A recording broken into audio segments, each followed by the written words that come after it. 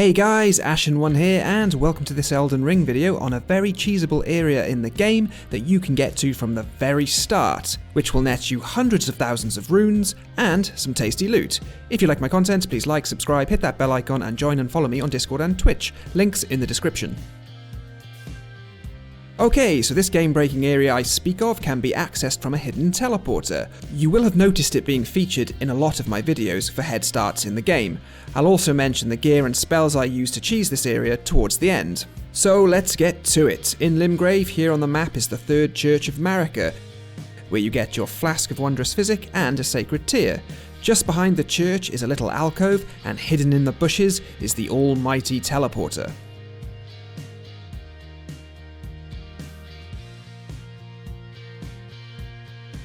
When you warp in, you will come to Greyoll's Dragon Barrow in the northeast of Caelid.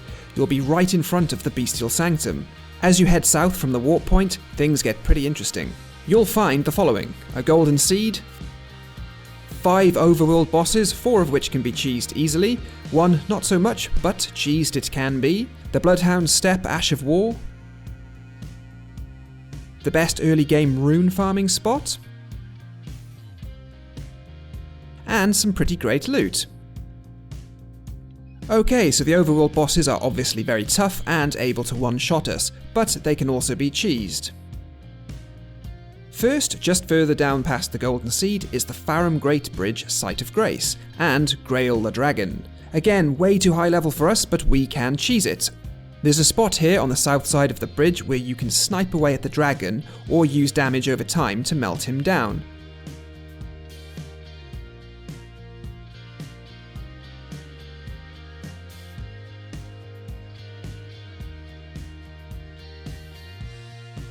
If he resets, don't worry, any negative status effects and his health will not. You'll get 80,000 runes and a dragon heart for killing it. From this location just down here, you have Lenna's Rise, which you probably all know for having one of the best early game rune farming spots. We'll come back to this later. But if you rest until nightfall at Lenna's Rise, a very difficult Black Knight will appear on the bridge. But of course, you know the pattern by now, he can be cheesed. The most popular method is making him follow you up the path on the other side of the bridge that is full of poison traps. Keep a good distance and he will eventually just die. Reports are coming in that this might be patched, so you can also snipe him easily from the tree branches on the sides of the bridge, or make him fall off the bridge altogether.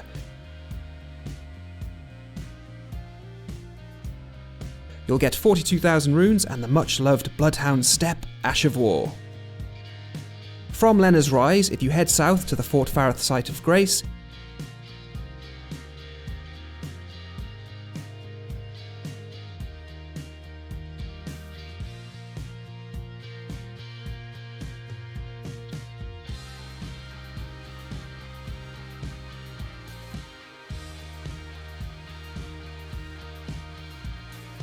you will find an Elder Dragon just casually lying next to it. Bring a bleed weapon and start attacking her from the side. Every so often the bleed effect will kick in and you will kill this huge boss effortlessly.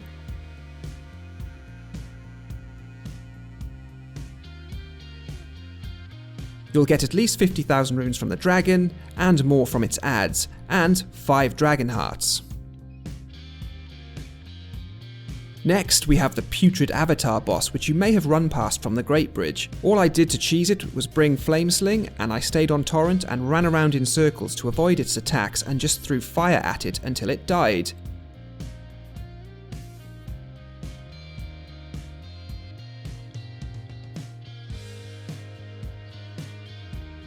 You will get 95,000 runes and 2 awesome tears for your Flask of Wondrous Physic.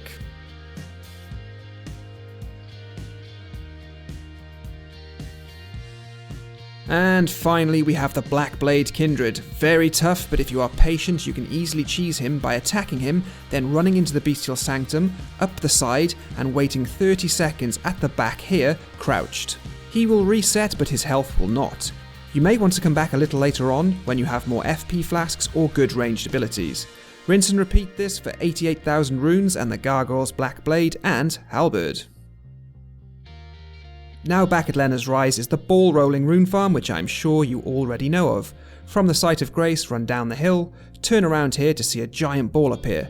Roll towards the cliff on your left if you're facing the ball, and make sure you turn the camera to watch the ball fall off the cliff. This will give you almost 2,000 runes a time. Simply walk back to the Lenna's Rise site of grace, rinse and repeat.